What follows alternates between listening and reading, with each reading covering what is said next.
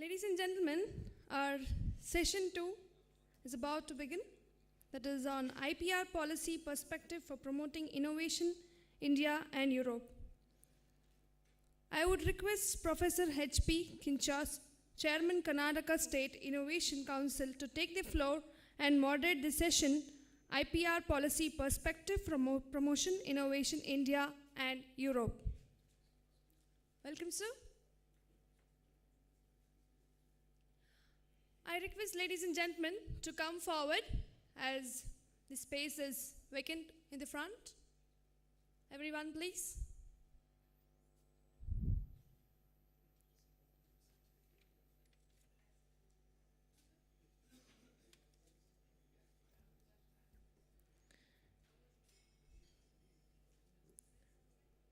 I would like to tell a few things about our Professor H.P. Kincha, who will be moderating this session as Chairman Karnataka State Innovation Council. He was a faculty at the Department of Electrical Engineering at the Indian Institute of Science for 42 years in his long stint at IISc Bangalore. He worked as Chairman in Department of Electrical Engineering, as Divisional Chairman of Electrical Science, and as CEO of Society for Innovation and Development. He is also a member of various committees of Government of India. Welcome, sir. A huge round of applause, ladies and gentlemen. I request our esteemed panelists for this session to come on the dais. I call upon Professor Chaitan Chatterjee, Assistant Professor, Corporate Strategy and Policy, Indian Institute of Management, Bangalore. Welcome, sir. I call upon Mr. Neeraj Gupta, co-founder at Excubator. Welcome, sir. I call upon Mr. Paul, Director EBTC. Welcome, sir. Mr. Michel, First Secretary Trade and Economic Affairs, Delegation of the European Union to India. Welcome, sir. And Ms. Anna, Director, Danish Patent and Trademark Office. Welcome, ma'am.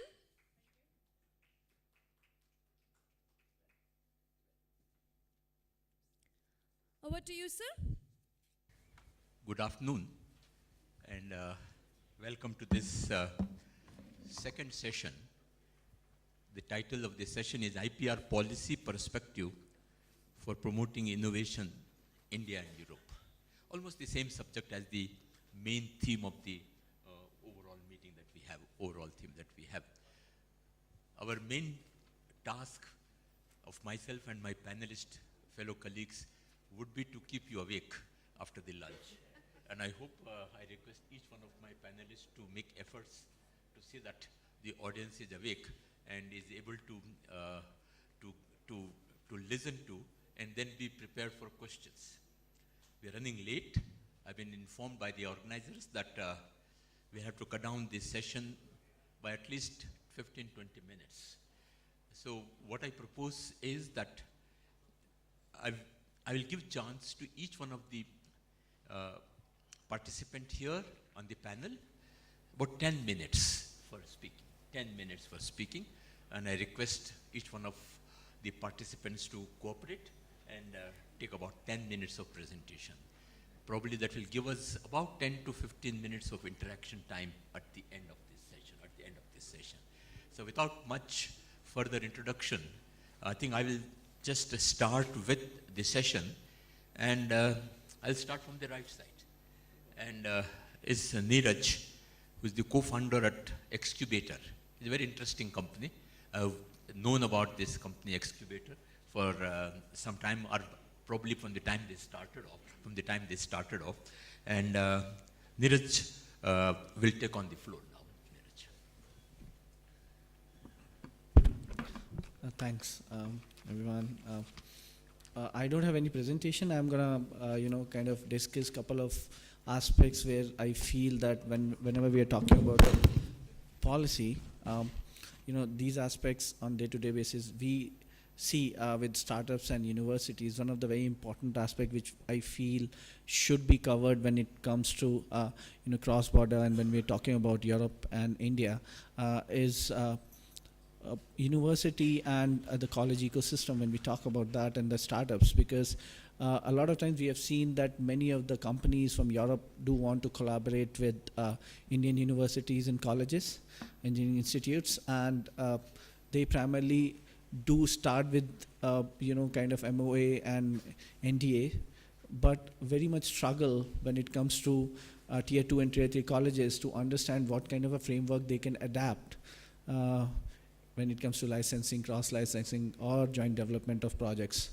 And while IITs and IICs have evolved to some extent in terms of what can be the framework when it comes to cross collaboration, both sides, European companies coming to India and collaborating with Indian universities, and Indian companies going to Europe, if there can be a very evolved framework which these companies or these universities and other universities can adopt, that will be a really good aspect as far as universities are concerned. There's other aspect which is very important is just to share some data. I mean, if you talk about Stanford Technology Transfer Offices, unfortunately in India a lot of times the universities do struggle when it comes to technology transfer offices. They come out with very significant IP, but they do not understand how to kind of commercialize it, and technology transfer offices have to play a very significant role, and many of the colleges do not even have technology transfer offices. You talk about Stanford when they started, and today is the case when their revenue is $300 million just by licensing and commercialization through technology transfer offices, and they support more than 50 colleges and universities in US. Now, and if you take their data, they do say that out of the revenue which they are generating, more than 70% of the revenue they generate through startups. They mentioned that at times large corporates and companies do want to kind of own the entire patent. They do not want to have a licensing or cross-licensing opportunity. They do say that if we are going to work with you, probably large part of the ownership or assignment will be with us. But wherein the startups are ready to first of all pay money, that is very important aspect for university to further invest money within for the innovation. And second aspect is they are liberal in terms of working together and not kind of manhandling the entire process. And that is where it is extremely important that when we are talking about the IP policy and for innovation, and if you want to spur the innovation, we need to create a framework wherein the universities do understand, and there should be a technology transfer offices framework evolved among the universities, and when we are talking about cross collaboration, and further with startups. The startups, when last time in the last session when we were talking about the policy level, and Dr. Garg had started this policy under DIT, wherein you get actually 50% or 15 lakh rupees of reimbursement when you're filing patent out of India. Now these kind of policies, first of all, it's very important that these policies should be known to all the people, including startups and universities. And second important thing is when we are talking about such kind of policies, if the policy can also contribute to a lot of other analytics, like when we talk about white space analysis, to find out when there is a good innovation happening, what are the areas where there are provisions to do further innovation. And if the policy can also contribute at a university level, saying that we are ready to give you and fund you some money so that you can at least do the white space analysis and find out what are the areas where you can do further innovation, and further have allocated budget for that. That will spur the innovation, and that will be a very realistic view for as far as startups and universities are concerned. So that's my take on this session. We will be interacting further. But keeping the time constraint in place, probably I'll be open to any kind of questions once every delegate speaks on this particular session. Thanks a lot.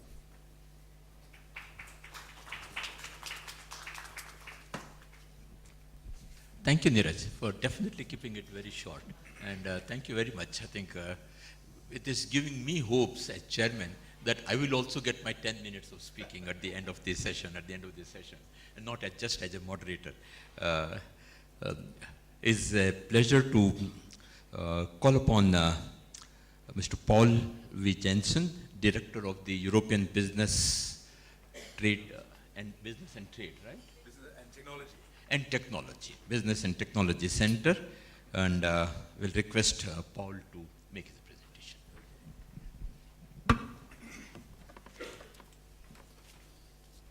Thank you very much. And I'll also be short and succinct, because I'd also rather get to the discussion mode. And it's a bit interesting for me to be invited to speak at this session on policy and what should policy do to support such an ecosystem here, because EBDC itself is a product of policy thinking, and how can EBDC play a role in innovation and cross-border collaboration. I mean, it was already in 2008 that EU and India at an EU-India summit decided that there should be something like EBDC put in place to exactly enhance research and technology collaboration between the EU and India. I mean, to be very succinct, I think that's a brilliant idea. That was taken on board, and that's been implemented, and there is an EBDC to support this system, and I think it's something that is important. It's also our role, our mandate to highlight what are the challenges in this space. So we've actually put in place as EBDC quite a few things that exactly addresses this. How do you enhance innovation? Also thinking a bit about what does the EU do to actually foster innovation. So we engage in looking at clusters. Clusters is a big part of the innovation ecosystem in Europe. How can that be looked upon? What can we do in India to do something of the similar sort? We work very closely with GITA, the Global Innovation Technology Alliance, on that, as well as CII. And there are many other elements. There are many projects also. There's some knowledge innovation centers that exist in Europe, specifically for entrepreneurs and startups. And what we're trying to do here in India is also implement such platforms that will connect Indian entrepreneurs, Indian startups with like-minded people in Europe. So we have, for instance, created something called the ETEC, the European Technology Experience Center, where European owners of technologies, it can be research institutions, it can be professors, it can be inventors, it can be startups, it can be companies, who want to say, look, I have an interesting technology, I want to show it to the world, I want to show it to India, and then there's an outreach to Indian actors, and that can also be universities, engineering colleges, it can be professors, it can be pollution control boards, it can be innovation agencies, it can be companies, it can be promoters of projects that are looking for projects, or looking for technologies to suit them. And we've seen interesting collaborations happen. European companies who have great solutions, great technologies, and then they find out maybe it's more interesting to collude with an Indian entity who has already developed the technology, already developed a solution in that space that works in India, and help that company scale up in India and help that company develop and bring the product to market. We're also the lead consortium partner of a large technology platform called the Enterprise Europe Network, and there's 23,000 profiles on that. It's something that has grown in Europe. It's a very solid, very good system of exchanging technologies, and that is now expanding, and it's been in India now for 2 or 3 years. And there we take on profiles, so technology requests, technology offers, uploaded onto the profile and make sure that connection happen. And even during this conference here, there's already, to my person, been 3 requests from Indian companies to engage, and can we please upload our profile, our technology on there. We want to redevelop it, we want to further develop it and bring it to market. So I think that goes to show to a great extent how important it is that policy thinks in that direction, that governments think in that direction, and support such systems like ourselves. Earlier this morning in the inaugural session, we were talking about the IP collaboration platform that is being developed under the work plan between EPO and DATI, and where EBDC works very closely with C-DAC to make that happen. And that's also very closely aligned with the national IP policy, by the way, so that makes a lot of sense. Obviously, in the whole technology transfer space, IP issue, I also mentioned that this morning, becomes pertinent. Yeah, it becomes a question that everybody raises. So it's important to find a way and have the support system also support all these issues that people have in terms of IP, and that's an important part of the whole IP ecosystem, if you will. And you'll also hear about IPR policy in Denmark, what is being done in Denmark to support the whole awareness creation and IP discussion and debate in Denmark.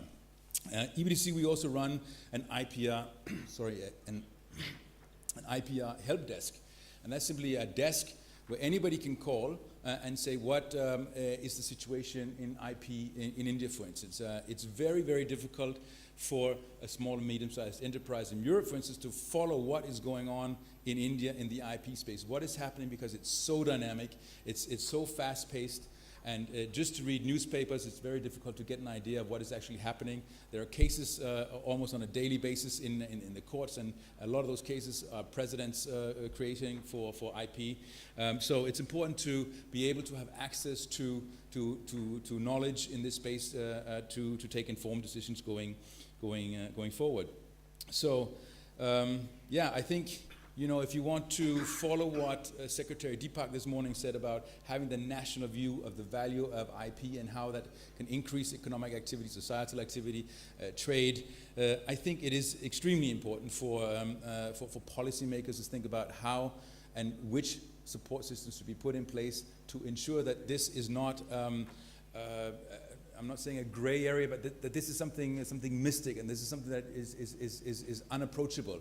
IPR is a part of this whole game, and we need to know about it. We need to be able to demystify it, and we need to know how to deal with the issues that IP throws up.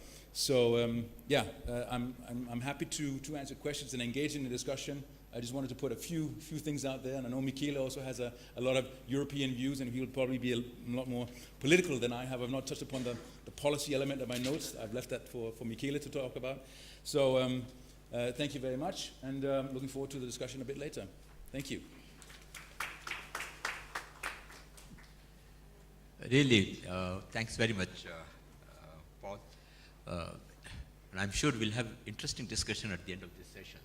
And probably that will be the meat of this session, actually. May I call upon Ms. Anne?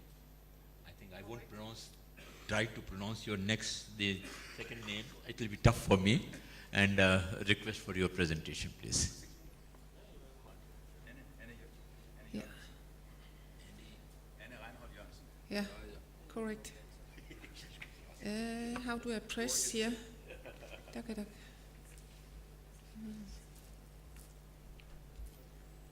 I should be pressing here. Oh, it's coming. Yeah. Thank you. And it's coming up here. First and foremost, thanks for inviting me to this conference as a speaker. I would also like to thank the EPO and the Indian authorities for their initiatives in relation to cooperation at a technical level, and by that having a higher degree of understanding of one another and cooperation, which will work to the benefit of all of us in the now and in the future. Having said that, I will dwell a little on what are we doing in Denmark. You maybe not know that much about Denmark. It's a country far in the north, a tiny little country with an open economy. Many of our industries are quite active here in your country, and with a high level of trade. And for us, it's important to be able to support that cooperation, and it's because of that it's so important what we are doing here today. In Denmark, we have been working with development of IP policies for a number of years, and the whole purpose of that is, of course, to help our companies to improve their understanding of IP. I have learned here today, but also previous, that that's an issue which you are also coping with. And I can encourage you and say that it's a constant issue. You will never get rid of that. There will always be a need for further information. And yet this is a never-ending process. So I can only encourage you to start up. But what have we then been doing in Denmark? As I mentioned, Denmark is a relatively small country. We have, for good reasons, some focus on SME policy because we have a lot of SMEs, and we have also learned that it's not always easy for the small companies. It's not to forget about the big one, but it's our understanding that the big one can better cope by themselves, and they have, some of them even have staff internally in the company to take care of this. But the SMEs do not have that kind of help, and they have many places to go in order to have the help. Well, that's one main reason for that.